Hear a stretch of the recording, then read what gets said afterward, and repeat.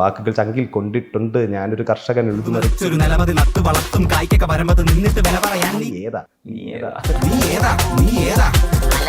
അയ്യോ ശരിക്കും പറഞ്ഞു കഴിഞ്ഞാൽ മറ്റേ ഒരു തല്ലുണ്ടാക്കാൻ പോവുക എന്നുള്ളത് പോലത്തെ ഒരു സാധനം. നമ്മളെ കാണുമ്പോൾ തന്നെ മറ്റേ ആൾക്കാർ അയ്യോ എന്ന് പറയുന്നത്. അപ്പൊ അതിലേക്ക് ഇത് എങ്ങനെ എത്തിക്കുക എന്നുള്ളതാണ്. ആഴക്കടലിലോ ഏതോ കയത്തിലോ നീരാടാൻ മറ്റേ വില്ലന്മാരുടെ പാട്ടെന്നൊക്കെ പറയുന്നത് പോലെ നീ തലയ്ക്ക് പാകാവുന്ന തച്ചു വെച്ചോ.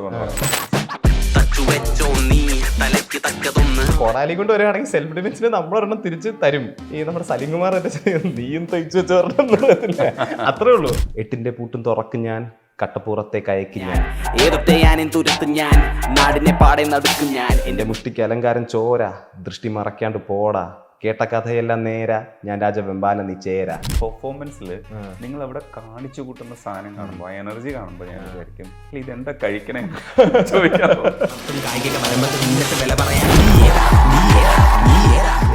എനർജിയാ. എനിക്ക് സത്യം പറഞ്ഞാൽ ആദ്യം മുതൽ സ്റ്റേജിക്ക് എനിക്ക് ആദ്യം ഭയങ്കര പേടിയുള്ള കാര്യമായിരുന്നു ഈ ലൈവ് ഷോസ് ചെയ്യാന്ന് പറയുന്നത്. എന്നെ സംബന്ധിച്ചിടത്തോളം അതൊരു ട്രാൻസ് പോലത്തെ ഒരു ഇതാണ്. കാരണം നമുക്ക് എപ്പോഴും ആക്സസ് ഇല്ലാത്ത ഒരു ടൈപ്പ് ഓഫ് ഒരു പരിപാടിയാണ്. പ്യുവർ ഗേറ്റ് കീപ്പിംഗ് ആണ് അത്. മാപ്പിളപ്പാട്ട് ഹിപ്പ് ഹോപ്പ് അല്ലാന്ന് നിങ്ങൾ വിശ്വസിച്ചോളൂ, അത് യാതൊരു പ്രശ്നമില്ല. ഈ വീട്ടിൽ ഈ ഇതിനെയൊക്കെ എങ്ങനെ ആക്സെപ്റ്റ് ചെയ്യുന്നത്? പെൻഷൻ ഇല്ലാത്തൊരു ജോലിയല്ലേ മോനെ, ടെൻഷൻ ഇല്ലാണ്ടവൻ ധോണിയല്ല, പല ഫൈറ്റുകൾ പയറ്റണ ബോഡിയല്ലേ, അതില് പരിക്കാണ് സ്വർണ്ണ കോടിയല്ല.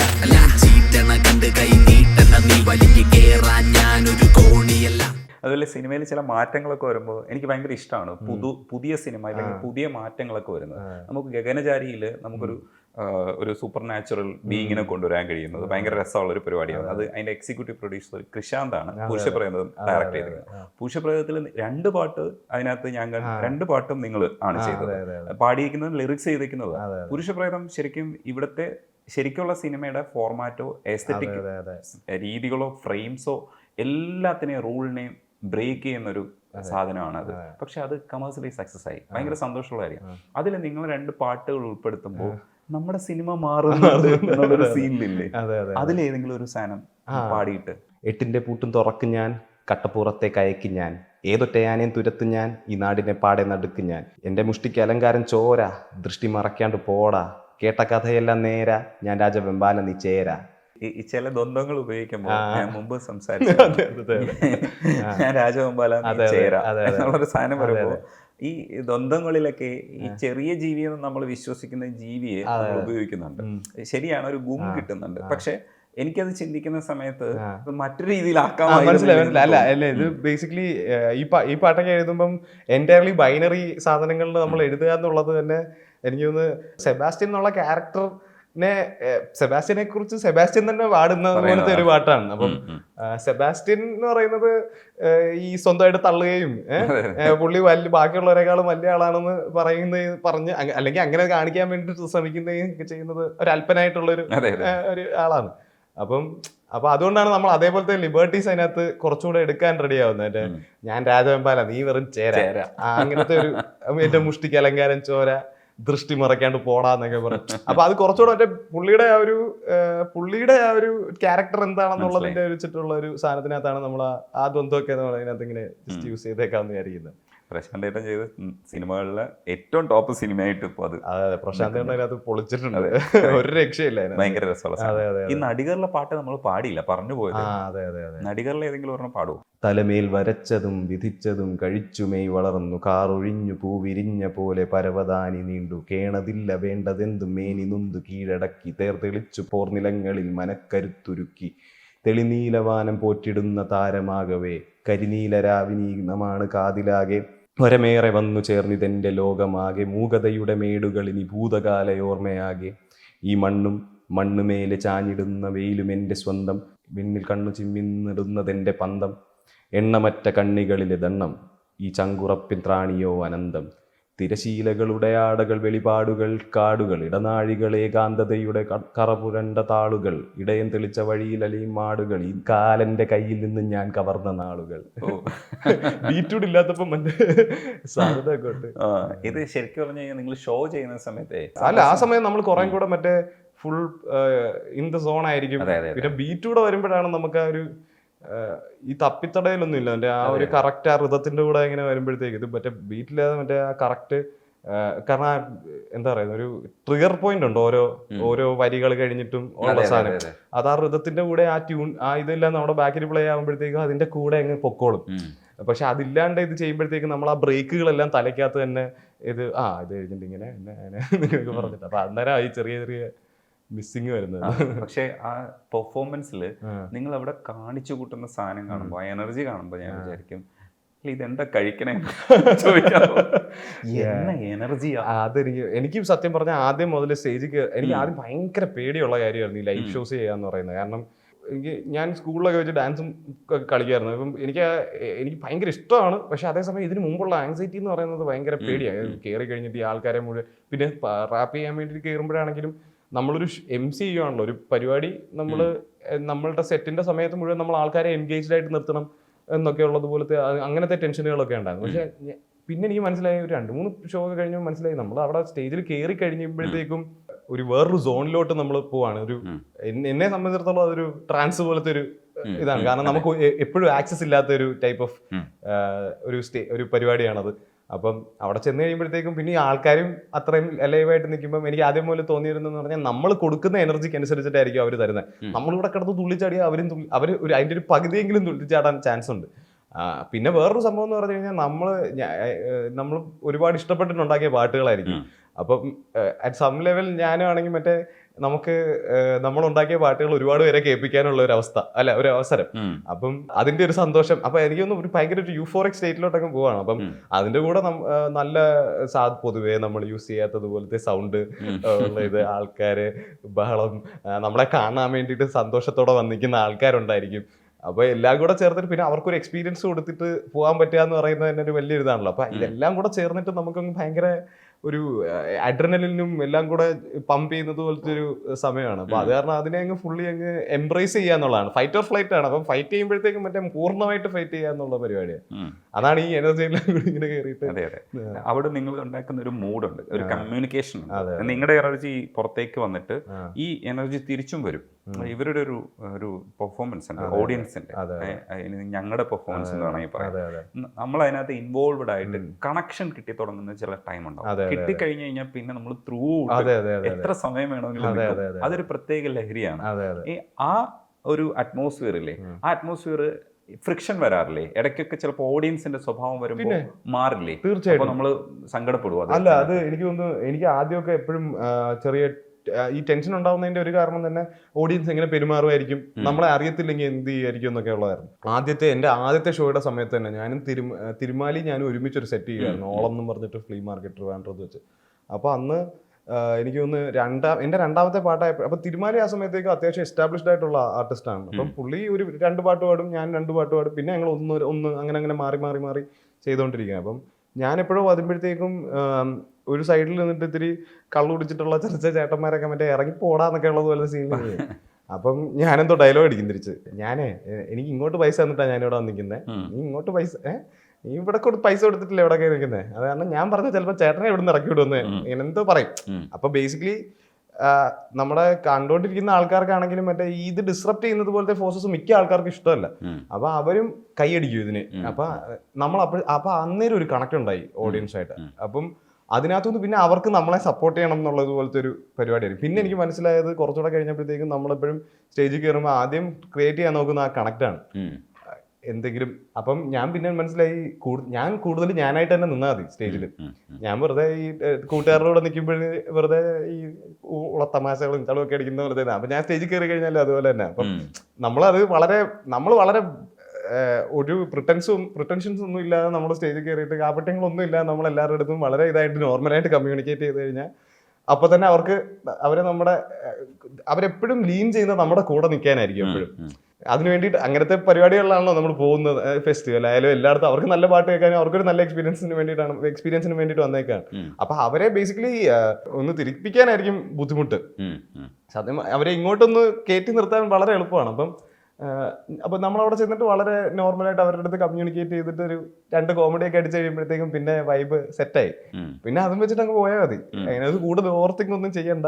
അപ്പം ആൾക്കാർ നമ്മുടെ കൂടെ ആയി കഴിയുമ്പോഴത്തേക്കും പിന്നെ ഓരോ പാട്ടും ഇങ്ങനെ ഇത് ചെയ്യാണ്. ആൾക്കാരിടയ്ക്ക് ഈ പാട്ട് എപ്പോഴാണ് പാടുന്നതെന്നൊക്കെ പറഞ്ഞ് ചോദിക്കുകയൊക്കെ ചെയ്യും. അപ്പം അതൊരു ഭയങ്കര രസകരമായിട്ടുള്ള ഒരു എക്സ്പീരിയൻസ് ആയിട്ട് മാറുന്നതാണ്. ഇനി പാട്ട് വയസ്സ് എത്രയായി? ഞാനിങ്ങ് വടക്കുരൂര്, പെണ്ണ് നോക്കി നോക്കി എത്തി തിരുവിതാംകൂർ, നാട് നിരങ്ങി കയറിയ വീടിനെണ്ണം 76, നാട്ടിലാണെ ഫുൾ ടോക്ക്, കുടുംബശ്രീയില് സ്ഥിരം പേര്, കറക്കമെടയിൽ ഇറങ്ങി വേര്, വീണ്ടും ചിരിച്ച് തളിച്ച തേര്, വയസ്സ് കയറി ഡെയിലി ചേഞ്ച്, ടവറിനാകെ ഫുള്ള് റേഞ്ച്, കണ്ടതൊക്കെ സ്വൈപ്പ് റൈറ്റ്, കേട്ടു വീണ്ടും പാഴ്വാക്ക്, വീട്ടുകാർക്കും അടുത്ത് വാക്ക്, കൂട്ടുകാരൻ്റെ ബോയ് മൂത്ത്. ഞാൻ എഴുതിയല്ല. മനസ്സിലായി. അതെ, ഈ അല്ലാത്ത പാട്ടൊക്കെ പാടില്ല കൂപ്പർ? അല്ല, അങ്ങനെയല്ല. ഞാൻ പൊതുവേ ഞാൻ പാടുന്ന ഇപ്പം റാപ്പ് എന്ന് പറഞ്ഞാലും എനിക്കൊന്ന് എഴുത്താണ് അതിൻ്റെ ഒരു മെയിൻ ആയിട്ടുള്ളൊരു പരിപാടി. പിന്നെ നമുക്ക് ഇപ്പം സിംഗിങ്ങിൻ്റെ അത്രയും ബുദ്ധിമുട്ടുള്ളൊരു പരിപാടിയായിട്ട് എനിക്ക് തോന്നിയിട്ടില്ല. എന്നുവെച്ചാൽ നമുക്കൊരു ലിറിക്സ് തന്നു കഴിഞ്ഞ് കഴിഞ്ഞാൽ ആ താളബോധവും കൂടെ ഉള്ള ആൾക്കാർക്കാണെങ്കിൽ അത് ചെയ്യാൻ പറ്റും എന്തായാലും. അപ്പം സിംഗിങ് ആസ് എ പ്രൊഫഷൻ പലപ്പോഴും എനിക്ക് തോന്നുന്നു കുറച്ചുകൂടെ ഡൈനാമിക് ആയിട്ടുള്ള ഒരു റേഞ്ചിൽ നിൽക്കുന്നത് പോലത്തെ പരിപാടിയാണ്. പാട്ട് പാടാൻ എത്രയോ കഴിവുള്ള ആൾക്കാരുണ്ട്. അപ്പം എന്നെ പാട്ട് പാടാൻ എന്തിനാ വിളിക്കുന്നത്? ഞാൻ എൻ്റെ എഴുത്തും അല്ലെങ്കിൽ റാപ്പ് അല്ലെങ്കിൽ അപ്പം ഈ പാട്ട് വന്ന സമയത്ത് ഞാനിങ്ങനെ ആദ്യം എഴുതാനല്ല, വെറുതെ പാടാനാണെങ്കിൽ എന്തിനാണ് ഞാൻ പോകുന്നത്, നല്ല വേറെ ആരെങ്കിലും വിളിച്ചാൽ പോരെ എന്നൊക്കെയുള്ള. പക്ഷെ അവർക്കും മറ്റേ നമ്മളുടെ ഇമ്പാച്ചി ഞാനും കൂടെ ഉള്ള ഒരു കോമ്പിനേഷൻ്റെ സാധനം വേണമെന്നും പറഞ്ഞു. അപ്പം എന്നാൽ പിന്നെ ഞാൻ ലിറിക്സ് ഉറപ്പായിട്ട് നിങ്ങൾക്ക് അങ്ങനെ തന്നെ നിങ്ങൾ തന്നെ ചെയ്യുകയാണോ എന്ന് ചോദിച്ചപ്പം ആണ് കാണിച്ചു തരാമെന്ന് പറഞ്ഞു. അപ്പം ഞാൻ കണ്ടപ്പോൾ എനിക്ക് ഇഷ്ടപ്പെട്ടു, ലിറിക്സ് ഇഷ്ടപ്പെട്ടു. അപ്പം എന്നാ പിന്നെ ഞാനത് ചെയ്യാം. പിന്നെ വയറ്റിപ്പഴപ്പിന്റെയും കൂടെ ആണല്ലോ ജീവിതം. പിന്നെ ഒരുപാട് വാശിയൊന്നും പിടിക്കേണ്ട ആവശ്യമില്ലല്ലോ. പിന്നെ അങ്ങനെ പക്ഷെ ഞാൻ വയസ്സത്രയും മാത്രമാണ് ഞാൻ ഇതുവരെ എഴുതാത്തതായിട്ടുള്ള ഒരു സാധനം പാടിയിട്ടുള്ളത്. ഡെപ്സി, തിരുമാലി, ബേബി ജി, വേടൻ, ഇങ്ങനെ കുറച്ച് പേര് നിങ്ങൾ എല്ലാവരും കൂടെ ചേർന്നിട്ട് ഒരു സീൻ മാറ്റുന്നുണ്ട്. പക്ഷെ ചില സ്ഥലത്തൊക്കെ ഇപ്പൊ മലബാറിലെ പാട്ടുകാര് എന്നൊക്കെ പറഞ്ഞിട്ട് ചെറിയ വേർതിരിവൊക്കെ വരുന്നുണ്ട്.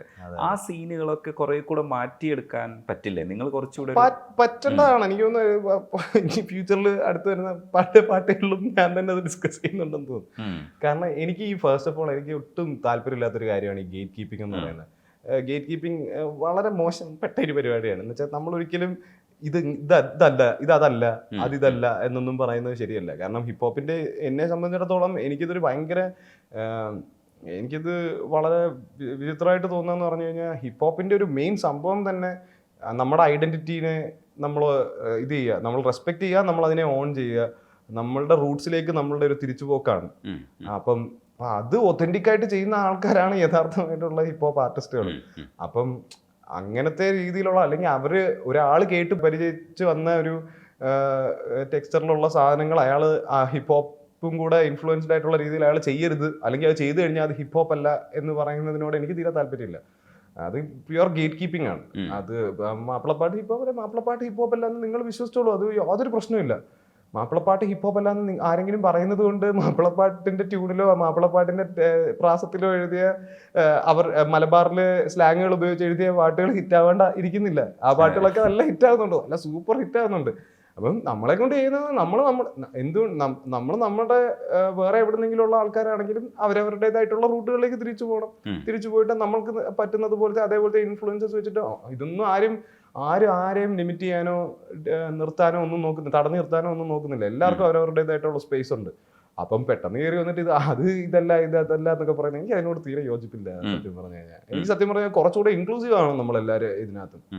മാത്രമല്ല അത് എനിക്ക് തോന്നുന്നു അങ്ങനത്തെ ഒരുപാട് രീതിയിൽ നമ്മുടെ പോപ്പ് കൾച്ചറിലാണെങ്കിലും മിസ്റെപ്രസെന്റഡും അണ്ടർ റെപ്രസെന്റഡും ആയിട്ടൊക്കെയുള്ള ഒരു സ്ഥലത്തിനെ കുറിച്ച് സ്ഥലത്തിലെ ആർട്ടിസ്റ്റുകളും അവരുടെ ലൈഫിനെ കുറിച്ചും ഒക്കെ പാടുന്നതായിട്ടുള്ള വളരെ ഓണസ്റ്റ് ആയിട്ടുള്ള ട്രാക്കുകളും പാട്ടുകളും ഒക്കെ വരുന്നതാണ്. അപ്പം അതിനെ മാറ്റി നിർത്താൻ പിന്നെ നമ്മൾ നോക്കുന്നത് അതെനിക്ക് എന്തോ ഒട്ടും യോജിക്കാൻ പറ്റാത്തത് പോലത്തെ ഒരു പരിപാടിയാണ് സത്യം പറഞ്ഞത്. വീണ്ടും ഒരു മാറ്റി നിർത്താൻ അത് തന്നെ അതിനെ പ്രതിഷേധിക്കാൻ നിങ്ങൾ പാട്ടുകൾ ഇറക്കുന്നുണ്ട്. എന്ന് വെച്ചാൽ എനിക്ക് സത്യം പറഞ്ഞാൽ ഈ പറയാനുള്ള സാധനങ്ങൾ എങ്ങനെയെങ്കിലും ഒക്കെ നമ്മൾ ഏതെങ്കിലും ഒരു പാട്ട് എഴുതിക്കൊണ്ടിരിക്കുമ്പോൾ അതിനകത്ത് വരും. അപ്പൊ അങ്ങനെ ഇച്ചിരി ചില സാധനങ്ങളിനകത്തൊക്കെ അത് പയ്യെ അത് ഇറങ്ങിക്കോളും എന്നുള്ളതാണ്. പക്ഷേ ഇതൊരു മനഃപൂർവ്വമായ ശ്രമവും കൂടെ അല്ലേ? ഒരു സ്വതന്ത്ര സംഗീതം എന്ന് പറയുന്നത് എനിക്ക് തോന്നുന്നു ആശയത്തെ കമ്മ്യൂണിക്കേറ്റ് ചെയ്യാൻ വേണ്ടി നമ്മൾ ശ്രമിക്കുന്ന ഒരു സംഗതിയും കൂടെയാണ്. നമുക്കൊരു ആശയമുണ്ട്, അതുകൊണ്ട് നമ്മളത് ഇങ്ങനെ പറയുന്നു. അത് സിനിമയ്ക്ക് ഉൾപ്പെടുത്താൻ പറ്റില്ലെങ്കിൽ ഉൾപ്പെടുത്തണ്ട, നിങ്ങളിപ്പോ ഞങ്ങളല്ലാതെ ഇറക്കിക്കോളാം അതിന്റെ ഒരു സാധനം. ആ ഒരു സ്വാതന്ത്ര്യം ആണ് ഇതിനകത്ത് ഉപയോഗിക്കപ്പെടുന്നത്. അപ്പൊ ഇങ്ങനെയൊക്കെയുള്ള ചർച്ചകളൊക്കെ വരുമ്പോഴത്തേക്ക് അതെന്തുകൊണ്ടാണ് നമുക്ക് അവർക്കത് മനസ്സിലാവാത്തില്ലെങ്കിൽ നമുക്ക് പറഞ്ഞു? അത് പല കാര്യങ്ങളെയും ചർച്ച ചെയ്ത് നമ്മളതിനെ ബ്രേക്ക് ചെയ്യണം. അപ്പം ഒരു പ്രശ്നം എന്ന് പറഞ്ഞാൽ ഈ എല്ലാവരും അവരവരുടേതായിട്ടുള്ള ബബിളിലോ എക്കോ ചേമ്പേഴ്സിലോ ഒക്കെ കുടുങ്ങി കഴിഞ്ഞു കഴിഞ്ഞാൽ അവരെല്ലാവരും തമ്മിൽ കൺഫേം ചെയ്തുകൊണ്ടിരിക്കും. ഇങ്ങനെ അത് ശരിയാ, ഇത് ആ പരിപാടി അല്ല, അല്ലെങ്കിൽ ഇത് അതല്ല എന്ന് പറയുന്നത്. അങ്ങനെ ചെയ്ത് നിങ്ങളുടെ ബിലീഫ്സിനെ ചലഞ്ച് ചെയ്യുന്ന അത് എനിക്ക് തോന്നുന്നത് കുറച്ച് സമയം എടുക്കുമെന്ന് തോന്നുന്നു. നമ്മൾ കുറച്ചുകൂടെ ലൈഫിൽ കുറച്ചുകൂടെ എക്സ്പീരിയൻസസ് ഒക്കെ വന്നു കഴിയുമ്പോഴത്തേക്കും നമ്മൾ ഏതെങ്കിലും ഒക്കെ റൂമിൽ ചെന്നിരിക്കുമ്പോൾ നമ്മളുടെ ബിലീഫ്സ് ചലഞ്ച് ചെയ്യപ്പെടുമല്ലോ ഓർത്ത്. അപ്പം അവിടെ വെച്ചാണല്ലോ ശരിയാണ്, അപ്പുറത്ത് അവർ പറയുന്നതിനകത്ത് ഒരു കാര്യം ഉണ്ടെന്നുള്ളത്. അപ്പം പക്ഷെ നമ്മളൊരു കൂട്ടായ്മയുണ്ട്, അല്ലെങ്കിൽ നമുക്ക് ചുറ്റും നമ്മൾ പറയുന്ന അതേ സാധനം പറയുന്ന ആൾക്കാരുണ്ട് എന്ന് പറഞ്ഞു കഴിഞ്ഞാൽ അവർക്ക് ഉറപ്പായിട്ടും കുറച്ച് നാളത്തേക്ക് നമ്മൾ ആ ഒരു കൺഫർമേഷൻ ബയസിൻ്റെയൊക്കെ അതിൻ്റെയൊക്കെ തരുന്ന ഒരു റീഅഷുറൻസിന് നമ്മൾ ഇരുന്നിട്ട് ഞാൻ പറയുന്ന അതേ കാര്യം തന്നെയാണ് എനിക്ക് ചുറ്റുമുള്ള ഒരു 5 പേരും കൂടെ പറയുന്നത്, പിന്നെ ഞാൻ വേറൊരു ഒപ്പീനിയൻ എടുക്കാൻ പോകുന്നില്ല എന്നുള്ളത്. അപ്പം എനിക്കൊന്ന് കുറച്ചുകൂടെ ഒരു പാകപ്പെട്ട് വരുമ്പോഴത്തേക്കും ആൾക്കാർക്ക് എല്ലാവർക്കും മനസ്സിലാവേണ്ടത് തന്നെയാണ്. കാരണം അൾട്ടിമേറ്റ്ലി ഞാൻ നേരത്തെ പറഞ്ഞ പോലെ വളരെ സിമ്പിൾ ആയിട്ടുള്ള കുറച്ച് കോൺസെപ്റ്റ്സ് ആണ്. ഐഡന്റിറ്റി, സെൽഫ് പ്രിസർവേഷൻ, ഇതൊക്കെ തന്നെയാണ് എല്ലാവരുടെയും അൾട്ടിമേറ്റ് ഒബ്ജക്റ്റീവ്. പാട്ടിനകത്തൂടെ ഒക്കെ ആണെങ്കിലും നമ്മളുടെ അൾട്ടിമേറ്റ് ഒബ്ജക്റ്റീവ് അല്ല, അത് അങ്ങനെ ആ ഒരു റൂട്ടിലാണ് ഇത് പോകുന്നത്. അപ്പം അത് അകത്തോട്ട് നോക്കുന്നത് പോലെ തന്നെ ഒന്ന് പുറത്തോട്ട് നോക്കിക്കഴിഞ്ഞാൽ അതേ സെയിം പാരാമീറ്റേഴ്സ് വെച്ചിട്ട് എല്ലാത്തിനെയും ഒന്ന് നോക്കിയാൽ മതി. അത് പയ്യെ എല്ലാവർക്കും കിട്ടിക്കോളും തന്നെയാണ് എനിക്ക് തോന്നുന്നത്. അല്ലെങ്കിൽ ആരെങ്കിലും ഇച്ചിരി ശക്തമായിട്ട് പറയണം, നിങ്ങൾ എന്താണ് ഈ പറയുന്നത്, അത് പറയുന്നതിനൊരു കാമ്പില്ലല്ലോ എന്നുള്ളത് പോലത്തെ സാധനം. അരവിന്ദ് എൻജോയ്മെന്റ് ഹിറ്റ് ആവുന്ന സമയത്ത്, സൂപ്പർ ഹിറ്റ് ആവുമ്പോൾ എന്നല്ല, അതിനെ അപ്പുറത്തേക്ക് ആവുമ്പോൾ സമയത്ത് വേൾഡ് മുഴുവനും നമ്മൾ ആ പാട്ടേ കേൾക്കുന്നുണ്ട്. അപ്പൊ നമുക്ക് ഭയങ്കര ഒരു സന്തോഷമുള്ള ഒരു കാര്യമാണ്. അത് എ.ആർ. റഹ്മാനെ പോലെ ഒരാൾ പ്രസന്റ് ചെയ്യുന്നു എന്ന് പറയുന്നത് ഭയങ്കര ഒരു സന്തോഷമുള്ള കാര്യം. ഇവിടെ നീരജ് മാധവനും ശ്രീനാഥ് ഭാസിയെ പോലുള്ള ആൾക്കാർ ഇതിനകത്ത് കോൺട്രിബ്യൂട്ട് ചെയ്യുമ്പോൾ അത് നമുക്ക് പോസിറ്റീവ് ആയിട്ടുള്ള കാര്യം. അപ്പൊ വല്ലാത്ത ജാതി ഹിറ്റ് ആവുന്ന സമയത്ത് നമ്മുടെ സീൻ കുറച്ചുകൂടെ മാറുന്ന സന്തോഷമുള്ള ഒരു കാര്യം. അപ്പം അത്തരത്തിലുള്ള ഒരു വലിയ പ്രൊഡക്ഷൻസ് ഇവിടെ നടക്കേണ്ടതുണ്ട്. ഒരുപക്ഷെ സിനിമാക്കാർ എന്ന് നമ്മളിപ്പോ വിശ്വസിക്കുന്ന സിനിമാക്കാർ കൂടെ ചേരുമ്പോഴാണ് ഇത് കൂടുതൽ ഹൈലൈറ്റ് ചെയ്യപ്പെടുന്നത്. അങ്ങനത്തെ കുറച്ച് പ്രൊജക്ടുകൾ വരാനുള്ള സാധ്യതകളും കാണുന്നുണ്ട്, അത് വന്നുകൊണ്ടിരിക്കുന്നുണ്ട്. ഈ വല്ലാത്ത ജാതിയെ ഹിറ്റ് ആവുന്ന സമയത്ത് നമ്മുടെ സീൻ മാറുമ്പോൾ നമുക്ക് കുറച്ചുകൂടി ഒരു സന്തോഷം വരും. പിന്നെ കാരണം വലിയ കൊളാബറേഷൻസ് നമുക്ക് എപ്പോഴും കൂടുതൽ ഐബോൾസ് നമ്മുടെ സീനിലോട്ട് വരുവാണെങ്കിൽ അത്രയും സന്തോഷം. കൂടുതൽ ആൾക്കാർ നമ്മുടെ സീനിലേക്ക് നോക്കുകയാണെങ്കിൽ അത്രയും. അപ്പം നല്ല പാട്ടാണ്. വലിയ ആർട്ടിസ്റ്റുകൾ തമ്മിൽ കൊളാബ് ചെയ്യുമ്പോഴും എല്ലാം അവരവരുടേതായിട്ടുള്ള ഫാൻ ബേസുകൾ എല്ലാം കൂടെ ചേരുമ്പോൾ തന്നെ അതൊരു വലിയ ഫാൻ ബേസ് ആയി മാറുന്നു. അപ്പൊ അവരും കേൾക്കുന്നു, അവര് കേട്ടിട്ട് ഒറ്റപ്പാട്ടിൽ നിർത്തിയിട്ട് പോകുന്ന ആൾക്കാരുണ്ടായിരിക്കും. ആ ജോണർ ഒന്ന് എക്സ്പ്ലോർ ചെയ്യണമെന്ന്, ഇത് കൊള്ളാമല്ലോ ഈ പരിപാടി എന്നൊന്ന് തോന്നിയിട്ട് അതിന്റെ പുറകെ പിന്നെയും പാട്ടുകൾ നോക്കിയിട്ട് പോകാനുള്ള തോന്നുന്നത് പോലത്തെ ആൾക്കാരും ഉണ്ടായിരിക്കും. അപ്പം അത് നമുക്കും ഉപകാരപ്പെടും ഒരുപാട്. ഇപ്പം എനിക്ക് ഡാബ്സിയുടെ തല്ലുമാലയിലെ മണവാളം തഗ് പാട്ട് ഹിറ്റായ സമയത്താണ് അത് ഭയങ്കര ഹിറ്റായിരുന്നല്ലോ ആ സിനിമ. ആ വർഷത്തെ ഏറ്റവും വൈറലായിട്ട് പോയിട്ടുള്ള ട്രാക്സിലൊന്നാണ്. അപ്പോൾ സത്യം പറഞ്ഞാൽ ഞാൻ അതിനു മുമ്പ് ചെയ്തൊരു EP ഉണ്ടായിരുന്നു പരിമൾ ഷായ്സിൻ്റെ കൂടെ, റാപ്പ് ഭൂഷണം എന്ന് പറഞ്ഞിട്ട്. അപ്പൊ നമ്മളുടെ EP ഇറങ്ങി നല്ല ഫീഡ്ബാക്ക് ഒക്കെയാണ്, പക്ഷെ നമുക്ക് അങ്ങോട്ടൊരു പ്രോപ്പർ ഒരു വലിയൊരു രീതിയിൽ അത് അങ്ങോട്ട് ബ്രേക്ക് ചെയ്യാൻ പറ്റുന്നില്ലായിരുന്നു ആൾക്കാരോട്. കുറച്ചുകൂടെ ഭയങ്കര ഹിപ്പ് ഹോപ്പിനോടങ്ങ് പൂർണ്ണമായിട്ടങ്ങ് ഇതായിട്ട് നിന്നതുപോലത്തെ ഒരു EP ആണ്. അപ്പം ഒരു ചെറിയൊരു ഒരു ഗ്യാപ്പ് ഉണ്ട്. പക്ഷെ എനിക്കൊന്നും തല്ലുമാലയിൽ മണവാളം തഗ്ഗൊക്കെ ഹിറ്റായതിന് തൊട്ട് പുറകെയാണ് ഇതിന്റെ നമ്പേഴ്സ് പെട്ടെന്ന് കൂടാൻ തുടങ്ങിയത്. ഇത് തന്നെയാണ് സംഭവിക്കുന്നത്. വലിയ ആർട്ടിസ്റ്റുകളും ഒക്കെ തമ്മിൽ കൊളാബൊക്കെ ചെയ്യുമ്പോഴത്തേക്കും അത് നമ്മളുടെ സീനിലേക്ക് ഐബോൾസ് കൊണ്ടുവരികയാണ്. നമുക്ക് എല്ലാവർക്കും ഉപകാരപ്പെടുന്ന കാര്യമാണ്. ഇനിയും വലിയ സാധനങ്ങൾ വരട്ടെ എന്നുള്ളത് തന്നെ. പെൻഷൻ ഇല്ലാത്തൊരു ജോലിയല്ലേ മോനെ, ടെൻഷൻ ഇല്ലാണ്ടവൻ ധോണിയല്ല, ആറ്റിൻ്റെ മൂട്ടിന്ന് ഒറ്റാലിപ്പെട്ട പെടയ്ക്കാണ്ടിരിക്കാൻ ഞാൻ യോഗിയല്ല, പല ഫൈറ്റുകൾ പയറ്റണ ബോഡിയല്ലേ, അതിൽ പരിക്കാണ് സ്വർണ്ണ കോടിയല്ല, ഞാൻ ചീറ്റണ കണ്ട് കൈ നീട്ടണ നീ വലിഞ്ഞു കയറാൻ ഞാനൊരു കോണിയല്ല, സ്ട്രിങ്സ് ഒന്ന് ലൂസാക്കുവാനും ടാഗ് നോക്കാതെ ഷൂ വാങ്ങുവാനും സിംഗിൾ മോൾട്ട് പൂശി പൂസാകുവാനും പക്ഷേ ആവതില്ല, അതിന് തക്ക ചക്രസമ്പാദ്യമില്ല, ദുരന്തഘോഷയാത്ര ഇതിനമാന്തമില്ല, വന്ന വഴി മറന്ന സ്വപ്ന സഞ്ചാരിയല്ല ഞാൻ, എൻ്റെ വാരിയെല്ലിനാൽ സംജാതമായിടാനുള്ള നല്ല ഭാവി കാത്തുവെന്ത് ആവിയാകുമോ, കിനാവ് കണ്ടതൊക്കെ സഫലമാക്കി തീർക്കുവാൻ ഞാൻ വെച്ച വെള്ളം പുളിച്ച കാടിയായി മാറുമോ, പക്ഷെ കാൽ വെച്ച റൂട്ടിൽ നിന്ന് കൊന്നാലും മാറില്ല, പാതാളത്തടുപ്പേൽ വെന്താലും ചാവൂല, കാലം കഴുക്കോലിലൂരാ കുടുക്കിട്ട് താക്കീത് തന്നാലും ഞങ്ങൾ നന്നാവൂല. ഊരാക്കുടുക്ക് എനിക്ക് ഇഷ്ടപ്പെട്ട ഒന്നാണ്. അതേപോലെ തന്നെ ഈ മതാചാരത്തെയും സദാചാരത്തെയും പറയുന്ന ഒരു നീ ഏതാന്ന് പറഞ്ഞിട്ട് നീ ഏതാ അത് നല്ല സാധനമായിരുന്നു. ഈ തലകുത്തി കറങ്ങണ പമ്പരം അതിലൊരു വലകെട്ടി വിരിച്ചിട്ട് ഇരിക്കുന്നതാ, തണലത്ത് ഇരിക്കണ സുഖിമാൻ ഷീറ്റിൽ മാർക്കിട്ട് തെളിവെള്ളം കലക്കുന്നതാ, ഇത് പാട്ടല്ല ഇത് കൂത്താട്ട്, ഏതോ ചെറുക്കൻ കലപില ചലക്കുന്നതാ, ഞാൻ ഭാസ്കരൻ അടിപൊളി ഭീകരൻ ദേ കൈ വെച്ചാ അത് പിന്നെ എടുക്കത്തില്ല, സദാചാരം എന്ന അനാചാരം ചെലവാകും കാലം പണ്ട്, നീയൊക്കെ മതാചാരവും ദുരഭിമാനവും പേറി നടക്കണ കണ്ടിട്ടുണ്ട്, വാക്കുകൾ ചങ്കിൽ കൊണ്ടിട്ടുണ്ട്, ഞാനൊരു കർഷകൻ എഴുതുമറിച്ചൊരു നിലമതിൽ നട്ടു വളർത്തും, കായ്ക്കൊക്കെ വരമ്പത്ത് നിന്നിട്ട് വില പറയാൻ നീ ഏതാ. നല്ല സാധനം. ഈ വീട്ടിൽ ഈ ഇതിനെയൊക്കെ എങ്ങനെ അക്സെപ്റ്റ് ചെയ്യുന്നത്?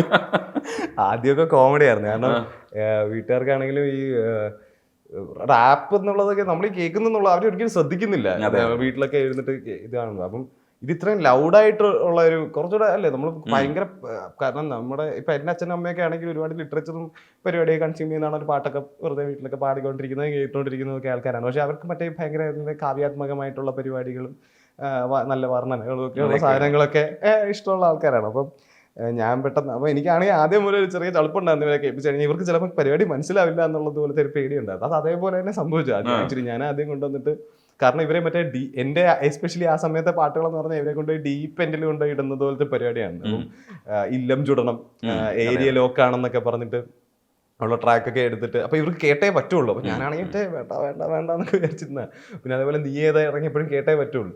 അപ്പോൾ കേട്ട് കഴിഞ്ഞപ്പോഴത്തേക്ക് ഇവർ മറ്റേ എന്നൊക്കെ പറഞ്ഞിട്ടിരുന്നിട്ട് ഇവർക്ക് ടെൻഷനാണ്, കാരണം അയ്യോ ഇങ്ങനെയൊക്കെ പാട്ടിലൊക്കെ പറയാമോ എന്നൊക്കെ ഉള്ളത് പോലെ അതേപോലെ. അപ്പോൾ അത് കഴിഞ്ഞിട്ട് ആദ്യമൊക്കെ അവർക്ക് സത്യം പറഞ്ഞ ചെറിയ ടെൻഷൻ ഉണ്ടായിരുന്നു ഉറപ്പായിട്ടും. ഞാനാണെങ്കിൽ മറ്റേ സമാധാനപ്പെട്, കുഴപ്പമില്ല ഇതിങ്ങനെ തന്നെയാണ് എന്നൊക്കെയുള്ള നമ്മൾ പറഞ്ഞ് മനസ്സിലാക്കിയത്. പിന്നെ എനിക്ക് തോന്നുന്നു കുറച്ച് കഴിഞ്ഞിട്ട് ഇങ്ങനെ, അപ്പോൾ ആദ്യം എനിക്ക് തോന്നുന്നു അവർക്കും മറ്റേ ഇവൻ എന്തൊക്കെയായി കാണിക്കുന്നതെന്നുള്ളത് പോലത്തെ ഒരു സാധനം ഉണ്ടായിരുന്നു. പിന്നെ എനിക്ക് തോന്നുന്നു സിനിമയിൽ നിന്ന് ഒക്കെ വരുമ്പോഴത്തേക്കും അവർക്കൂടെ മനസ്സിലാവുന്നത് പോലത്തെ സംഭവങ്ങളിനകത്ത്, അല്ലെങ്കിൽ അക്സെപ്റ്റഡ് ആയിട്ടുള്ള നമ്മുടെ സൊസൈറ്റിയുടെ നോർമലായിട്ടുള്ള സാധനങ്ങളിൽ മീഡിയംസിൽ നമ്മൾ വരുമ്പോഴത്തേക്കും അപ്പോൾ നമുക്കറിയാത്ത എന്തോ ഒരു സാധനം കൂടെ ഉണ്ടായിരിക്കും ഇതിനെന്നുള്ള ഒരു സാധനം വന്നു. പിന്നെ എനിക്ക് തോന്നുന്നു അച്ഛൻ്റെ അമ്മയുടെ ഒക്കെ ആണെങ്കിലും വളരെ കുറേ കൂടെ പ്രോഗ്രസീവ് ചിന്തകരായിട്ടുള്ള ഫ്രണ്ട്സൊക്കെ ഉണ്ട്, നല്ല നല്ല അങ്കിളുകാരൊക്കെ ഉണ്ട്. അപ്പം അതിനകത്ത് അമ്മയ്ക്ക് ഭയങ്കര വാല്യൂ ഉള്ള ഒരു ഇവരുടെ ഒരു ആർട്ടിസ്റ്റിക്കലി ഒക്കെ ഇതായിട്ടുള്ള ഒരു അങ്കിളുണ്ട്, ശ്രീമാമൻ എന്നും പറഞ്ഞില്ല. അപ്പോൾ ശ്രീമാമൻ പണ്ട് ഇതേപോലെ അമ്മയുടെ അടുത്ത് പാട്ടുകൾ എന്തോ കേട്ടിട്ട്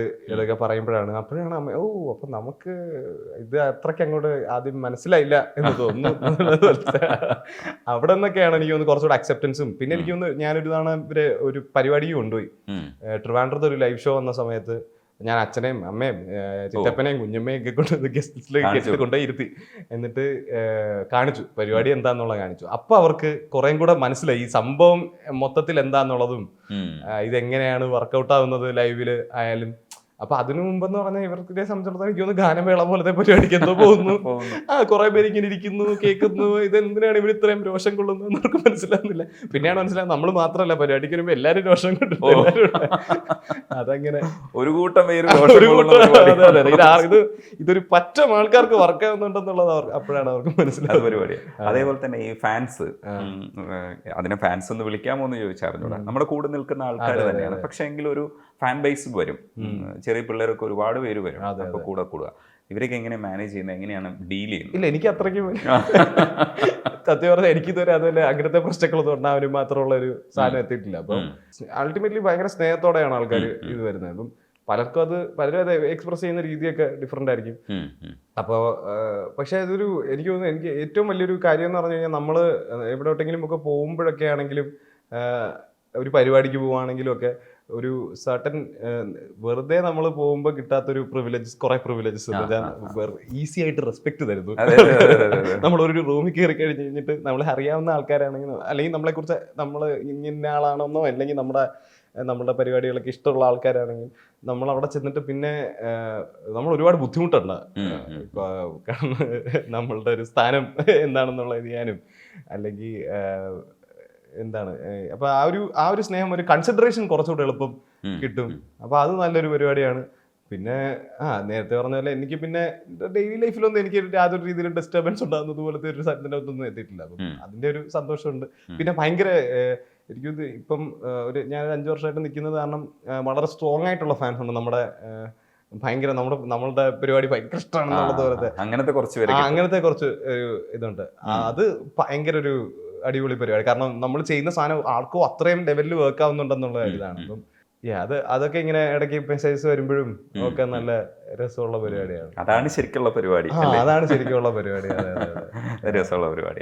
ശരിക്കും മനസ്സിനകത്ത് ഈ ഇതിൽ നിൽക്കുമ്പോഴും എന്താ ലക്ഷ്യം, ആക്ച്വൽ എന്താ? നല്ല പാട്ടുകൾ ഉണ്ടാക്കുക, അല്ല എന്താ ചെയ്യാൻ ശ്രമിക്കണേ എന്നുള്ളതാണ്. ഈ പാട്ടിൽ തന്നെ നമ്മളിപ്പോ വേടൻ ഒരു രാഷ്ട്രീയം ഉള്ളത്, ഈ ജാതിവെറിക്കെതിരെ സംസാരിക്കാന്ന് പറയുന്നത്, നിരന്തരം സംസാരിക്കാന്ന് പറയുന്ന പരിപാടിയുണ്ട്. അത് അയാളുടെ പരിപാടിയാണ്. അത് എപ്പോഴും അയാള് എപ്പോഴും പുറത്തു വന്നുകൊണ്ടിരിക്കും. അത് അയാളുടെ ഒരു മോട്ടോ ആണ്. അതേപോലെ എന്തെങ്കിലുമൊക്കെ എനിക്ക് സത്യം പറഞ്ഞാൽ എന്നെ ഈ ഒരുപാട് ബുദ്ധിമുട്ടുള്ള സമയത്തും ഒക്കെ ഞാനാണെങ്കിൽ മറ്റേ പാട്ടെഴുത്തും ഒക്കെ എന്നെ ഒരുപാട് ഹെൽപ്പ് ചെയ്യും. അല്ലെങ്കിൽ ഹിപ്പ് ഹോപ്പ് എന്നെ ഒരുപാട് അതേപോലത്തെ രീതിയിൽ തിരിച്ച് കയറി വരാനും ഒക്കെ ആയിട്ട് ഹെൽപ്പ് ചെയ്തിട്ടുള്ള, ഉപയോഗപ്പെടുന്നതായിട്ടുള്ള ഒരു സാധനമാണ്. അപ്പൊ ആസ് എ പ്രാക്ടീസ് എനിക്കത് എപ്പോഴും ചെയ്തുകൊണ്ടിരിക്കണം എന്നുള്ള ഒരു ആഗ്രഹമുണ്ട്. പിന്നെ അതിനകത്തൂടെ ആൾക്കാരെ എന്റർടൈൻ ചെയ്യുക, അല്ലെങ്കിൽ നമുക്ക് ആരെങ്കിലും ചിന്തിപ്പിക്കാൻ പറ്റുമെങ്കിൽ ചെയ്യുക. അപ്പൊ അത് കൂടുതൽ വർഷം കഴിയുന്നതോറും നമുക്ക് ആക്സസ് ഉള്ള ആൾക്കാർ കൂടുതലാണ്. അപ്പൊ ആ ഒരു റെസ്പോൺസിബിലിറ്റി ഏറ്റെടുത്തുകൊണ്ട് നമുക്ക് പറയാനുള്ള കാര്യങ്ങൾ പറയുക, അല്ലെങ്കിൽ നമ്മളുടെ മനസ്സിലുള്ള ഐഡിയലിസ്റ്റിക് ആയിട്ടുള്ള ഒരു ആർട്ടിസ്റ്റ് എന്തായിരിക്കും ചെയ്യുക, അല്ലെങ്കിൽ അതിനെ അങ്ങനത്തെ രീതിയിൽ കറക്റ്റായിട്ട് ചെയ്യാനൊന്നും പറ്റും. എനിക്കൊന്നും അത്ര ഐഡിയലിസ്റ്റിക് ആയിട്ട് നടക്കാൻ പറ്റുന്നില്ല. പക്ഷെ എന്നാലും നമുക്ക് പറ്റുന്ന രീതിയിൽ നമ്മൾ ആ ആർട്ട് ഫോമിനെ യൂസ് ചെയ്യുക, ഹാവ് ഫൺ, നല്ല പാട്ടുകൾ ഇറക്കുക, നല്ല ആൾക്കാരുമായിട്ട് കൊളാബറേറ്റ് ചെയ്യാൻ പറ്റുക, നല്ല കാര്യങ്ങൾ പറയാൻ പറ്റുക. അപ്പൊ അതൊരു പ്രാക്ടീസ് ആയിട്ട് ഇങ്ങനെ കൊണ്ടുപോകുക എന്നുള്ളതാണ് എൻ്റെ സത്യം പറഞ്ഞ ഒരു ലക്ഷ്യം. പിന്നെ അതെ, അങ്ങനെ ഒരു സ്പെസിഫിക് സാധനം എന്നുള്ളതല്ല, പറയാനുള്ളതും ഒക്കെ ആയിട്ടുള്ള കാര്യങ്ങളൊക്കെ പറയാനും ഒക്കെ ആയിട്ട് യൂസ് ചെയ്യുക എന്നുള്ളതാണ്. അപ്പൊ നമുക്കൊരു പാട്ടും കൂടെ പാടി അവസാനിപ്പിക്കാം. അതിനു മുമ്പ് ഞാൻ ചോദിച്ച ഈ ദ്വന്ദ്ങ്ങളിൽ ഞാൻ വിട്ടുപോയതാണെന്ന് അറിഞ്ഞൂടാ. ശ്രാവും കൂരിയും വെച്ചിട്ടുണ്ട്. അപ്പം ഈ ശ്രാവ് വലിയ ആളും കൂരി ചെറിയ ആളും എന്നുള്ള അർത്ഥത്തിൽ ആ ഒരു അർത്ഥം എനിക്ക് തോന്നി. അത് അങ്ങനെയാണോ ഉപയോഗിക്കപ്പെട്ടത്? അത് ഈ അയ്യോ എന്നുള്ള പാട്ട്, അയ്യോ ശരിക്കും പറഞ്ഞു കഴിഞ്ഞാൽ മറ്റൊരു ഫ്ലെക്സിങ് ആണ്.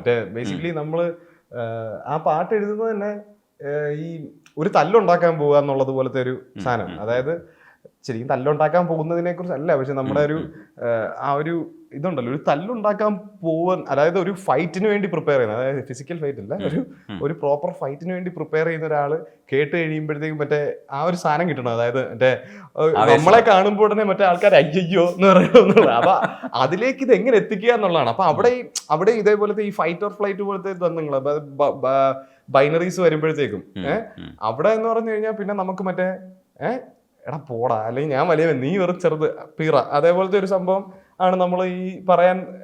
അങ്ങനത്തെ ഒരു സാധനത്തിനകത്തോട്ട് ഇത് ഡ്രൈവ് ചെയ്ത് കൊണ്ടുവന്നുള്ള സീജ് മെന്റാലിറ്റി എന്ന് പറയുന്നത്, അസ് വേഴ്സസ് ദം. അപ്പം അതിനകത്താണ് അപ്പൊ ഇങ്ങനെ ഇത് കാലം ഏറും തോറും വീര്യം കൂടണ വീഞ്ഞ്, നീ ഈ സ്രാവിൻ കൂട്ടം പായും കടലിൽ നീന്തണ മീന്, കാണ്ടിൽ കഷ്ടിച്ച് കാലണ നേടണ കൂരി നീ അമ്പട വീര, ചോണനുറുമ്പുകൾ പായണ മാവിന്റെ മാറിൽ വാഴണ നീറാ ഞാൻ, അന്തിക്കള്ളൊന്ന് കീറാൻ വാ, പള്ളം നിറച്ചതൊഴിച്ച് കഴിഞ്ഞിട്ട് വെളുക്കിനെ ആഴക്കടലിലോ ഏതോ കയത്തിലോ നീരാടാൻ. മറ്റേ വില്ലന്മാരുടെ പാട്ടെന്നൊക്കെ പറയുന്നത് പോലെ ആ ഒരു മൂടി തന്നെ എഴുതിയേക്കുന്നത്. അതായത് കേൾക്കുന്ന ആൾക്ക് മറ്റേ ആ ഒരു സംഭവം കിട്ടണം, മറ്റേ നമ്മളാരാ മുതല് അതുപോലെ തോന്നണം. അതിനു വേണ്ടിയിട്ടാണ് അങ്ങനത്തെ. ഉറപ്പായിട്ടും പിന്നെ നമ്മളും കുറച്ചുകൂടെ കൺസിഡറേഷൻ കൊടുക്കണം. ഇതേപോലത്തെ കാര്യങ്ങളെ ചിലതിനെ ചെറുതാക്കി കാണിക്കരുത്, ചിലതിനെ ആവശ്യമില്ലാതെ വലുതാക്കി കാണിക്കരുത് എന്നുള്ളതൊക്കെ. പക്ഷെ എനിക്ക് തോന്നുന്നു ഓവറോൾ അതിന്റെ ഒരു കോണ്ടെക്സ്റ്റും, ആ കോണ്ടെക്സ്റ്റ് അതിന്റെ ആ ഒരു വേൾഡിന്റെ എൻവയൺമെന്റിന് ഇടയിൽ അതിന്റെ ഗ്രാമർ നമ്മൾ കറക്റ്റ് ആക്കി വെക്കുക എന്നുള്ളത് മാത്രമേ അതിനെ കറക്റ്റായിട്ട്. അതായത് ഇപ്പൊ ഈ അയ്യോയുടെ വേൾഡ് എന്ന് പറഞ്ഞു കഴിഞ്ഞാൽ ഭയങ്കരമായിട്ടൊരു എന്താ പറയാ, ലിറിക്കൽ രീതിയിൽ മാസ്കുലിനിറ്റി ഫ്ലെക്സ് ചെയ്യുന്നത് പോലത്തെ ഒരു സാധനമാണ്. അല്ലെങ്കിൽ മാസ്കുലിനിറ്റി അല്ല, നമ്മുടെ ഒരു അഗ്രഷനെ ചാനൽ ചെയ്യുക എന്നുള്ളത് പോലത്തെ ഒരു ഇതാണ്. അപ്പൊ അതൊരു ഒരു എന്താണ്, ഒരു മെറ്റഫോറിക്കലി ഒരു ഫൈറ്റിന്റെ ഒരു സംഭവമാണ്. അപ്പം ആ ഫൈറ്റിന് വേണ്ടിയിട്ടുള്ള ബിൽഡപ്പ് എന്നുള്ള ഇതിനകത്താണ് നമ്മൾ ഈ സാധനങ്ങൾ പറയുന്നത്. അല്ലാണ്ട് നമ്മൾ വെറുതെ ഒരു ഭയങ്കര റിഫ്ലക്റ്റീവ് ആയിട്ടുള്ള പാട്ടിനകത്ത് അയ്യോ ഞാൻ എന്തൊരു കിടിലും അവനെന്തൊരു ഉപ്പ അതുപോലെ നമ്മൾ പറയുന്നില്ല. അപ്പൊ എനിക്ക് തോന്നുന്നു ഈ സിനിമകളിനകത്ത് പറയുന്ന പോലെ തന്നെ ആ സിനിമയുടെ വേൾഡിനകത്ത് അത് ജസ്റ്റിഫൈ ചെയ്യാൻ പറ്റണം. പറ്റിയില്ലെങ്കിൽ അത് പൊളിറ്റിക്കലി ഇൻകറക്റ്റ് ആവുകയാണെങ്കിൽ നമ്മൾ അതിനെക്കുറിച്ച് സംസാരിക്കേണ്ടിയിരിക്കുന്നു, അല്ലെങ്കിൽ ഉറപ്പായിട്ടും ഡിസ്കസ് ചെയ്ത് ഇതൊന്ന് ക്ലാരിഫൈ ചെയ്യേണ്ടി വരും എന്നുള്ളത് പോലത്തെ ഒരു ഈ പാട്ട് ഇറങ്ങാൻ പോകുന്ന ഒരു പാട്ട്. അതായിരിക്കും അവസാനം. അടുത്ത അർഗ എന്നും പറഞ്ഞിട്ട് ഞാൻ ഋഷിയുടെ കൂടെ ഒരു EP ചെയ്യുന്നുണ്ട്, അർഗ. അപ്പൊ അതിനകത്ത് പാതിര എന്ന് പറഞ്ഞിട്ടൊരു ട്രാക്കുണ്ട്. എക്സ്പോഷർ പോഷണമാക്കി ഏതക്കനെ പള്ളഞ്ഞിറങ്ങി കുറുക്കൊന്നു മുറുക്കാൻ തൊള്ള വഴിക്ക് കള്ളുമിറക്കി എണ്ണയൊഴിച്ചിട്ട് തേച്ച് മിനിങ്ങി പാതിര നേരത്ത് കള്ളനിറങ്ങി പട്ടണ നടുവിൽ പാതിര മറവിൽ പട്ടിണി മാറ്റാൻ കൂപ്പറും കൂട്ടരും കൊള്ള തുടങ്ങി. പാതിര നേരത്ത് കാണണ സീനൊക്കെ കേമം തെങ്ങിൻ തോപ്പിൽ തേങ്ങയ്ക്കുള്ളിൽ കള്ളു നിറയ്ക്കണ ദൈവം റോഡിന്റെ കോണിൽ പാവത്തുങ്ങൾ വിൽപ്പന വെക്കണ പ്രേമം കർട്ടനും ഇട്ട് ഷട്ടറും പൂട്ടി മക്കളും വിട്ടോ വേഗം അതിവേഗം ഇത് തക്കുടുമുണ്ടൻ താറാമക്കട കളിയല്ല അപ്പന്റെ കപ്പിന്റെ ചെവിയിൽ തൂങ്ങണ മക്കൾ മുക്കണ വഴിയല്ല അത് അറിയില്ല ബട്ട് ദാറ്റ്സ് ഓക്കെ ഇത് താക്കിയത് തീ ജ്വാലകൾ ഉതിരണമാക്കിന്ന് പണിയാണല്ലോ നീ വന്ന് വാങ്ങിയത് പടിയാമന്റെ മോനി ട്രാക്കിന്ന് കൂപ്പർ ചൂട്ടൊന്ന് വീശപ്പോ മതയാന ഈ റൂട്ടങ്ങ് മാറ്റിന്ന് പല പയറ്റുകളൊക്കെ ചെലവാക്കിന്ന് പല വള്ളികൾ ഞാൻ ഒഴിവാക്കിന്ന് മുറിമൂക്കര റാപ്പർമാരുടെ പ്ലാനൊക്കെ അടിമുടി ഞാൻ ചളമാക്കിന്ന് കോർത്തിട്ട് കൊടുത്തിട്ട് പിടിച്ചങ്ങ് പറിച്ചിട്ട് കൈയൊക്കെ നിറകറയാക്കിന്ന് യാ ഓ പൊളി.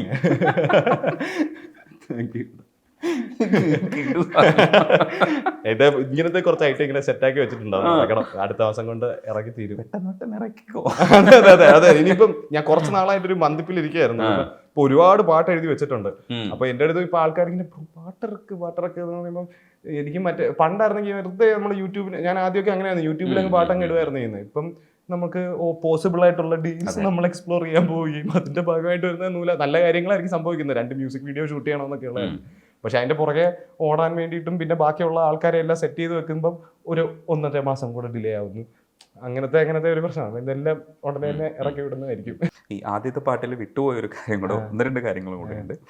നീ ആഞ്ഞൊന്ന് വെട്ടിയാലും പോറിലിടാ, കോടാലി വെച്ചിട്ട് ആഞ്ഞൊന്ന് വെട്ടിയാലും പോറിലിടാ എന്ന് പറയുന്നുണ്ട്. പക്ഷെ പോസിറ്റീവ് ആയിട്ടുള്ള ഒരു കാര്യം കൂടെ അതിനകത്ത് പറഞ്ഞിട്ടുണ്ട്.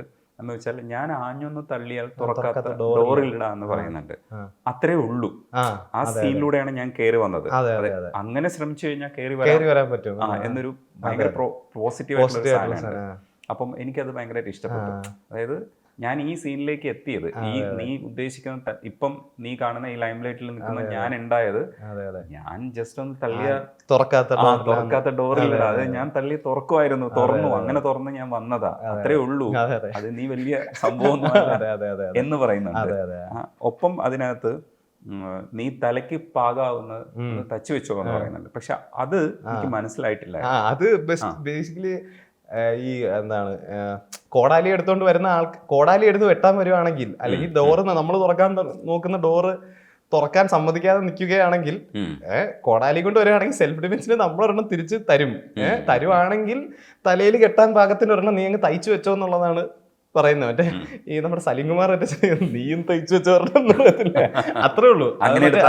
സെൽഫ് ഡിഫൻസ് എന്ന് അല്ലെന്ന് വെച്ചാൽ നമ്മള് ഡോറ് തുറന്നും നമ്മൾ നമുക്ക് വേണ്ടിയിട്ട് ഫൈറ്റ് ചെയ്യാൻ നോക്കുകയാണ്. അപ്പൊ ഈ പോരാളികൾ എന്ന പാട്ടിനകത്ത് ഈ ജാതീയത അതേപോലത്തെ കാര്യങ്ങളെ കുറിച്ചാണല്ലോ പറയുന്നത്. അപ്പൊ ഇനിയും ആ സൈസ് സാധനം ഇറക്കിക്കൊണ്ട് വരികയാണെങ്കിൽ നമ്മൾ തിരിച്ചും ഒരു താങ്ങാൻ മടിയില്ല എന്നുള്ളത് പോലത്തെ ഒരു ഇത്. എന്ന് വെച്ചാൽ ഭയങ്കര ഒരു ത്രെറ്റ് പോലെ അല്ല, എന്നാലും ആ ഒരു അതിന്റെ ഒരു ആ പാട്ടിന്റെ ഒരു കൺഫൈൻസ് നിന്നിട്ട് നമ്മൾ വാക്കുകൊണ്ടും പോരിനെ നേരിടും എന്നുള്ളത് പോലത്തെ ഒരു സാധനം. അപ്പൊ അതിനുള്ള ഒരു ഭീതി ഒരു ഇതാക്കിയത് കൊടുക്കുന്നത് പോലെയാണ് പക്ഷെ നിങ്ങൾക്ക് അടുത്ത ഭാഷയിൽ വളരെ കൃത്യമായിട്ട് പറയുമ്പോൾ അത് ആ അർത്ഥത്തിൽ തമാശയായിട്ട് എടുക്കാൻ പറ്റില്ല, വളരെ സീരിയസ് ആയിട്ടാണ് നമ്മൾ കാണുന്നത്. പക്ഷെ ചിലയിടങ്ങളിലൊക്കെ എനിക്ക് ഈ ചെറിയ വയലൻസിന്റെ ചെറിയ സപ്പോർട്ട് പോലെ, കാരണം നമ്മളൊരു ഡെമോക്രാറ്റിക് സൊസൈറ്റി സംസാരിക്കുന്നത്. അപ്പൊ അതിനോടൊപ്പമാണ് നിങ്ങളുടെ രാഷ്ട്രീയം നിൽക്കുന്നത്, പാട്ട് നിൽക്കുന്നത്. പക്ഷെ ചില സ്ഥലങ്ങളിൽ വയലൻസ് വരുന്നുണ്ട്. പോകെ നമ്മൾ അതും കൂടെ കറക്റ്റ് ചെയ്യും. കുറച്ചുകൂടെ ബെറ്റർ ആയിട്ടുള്ള രീതികളിൽ നമുക്ക് അത് എക്സ്പ്രസ് ചെയ്യാൻ പറ്റുമെങ്കിൽ നമ്മളും പഠിച്ചോണ്ടിരിക്കുകയാണല്ലോ. തീർച്ചയായിട്ടും അങ്ങനെ വളരട്ടെ, ഒരുപാട് ഫാൻസ് ഉണ്ടാവട്ടെ. നേരത്തെ പറഞ്ഞതുപോലെയല്ല, കുറെ ശല്യമൊക്കെ കൂടട്ടെ. നന്ദിയുണ്ട് സംസാരിക്കുന്നത്.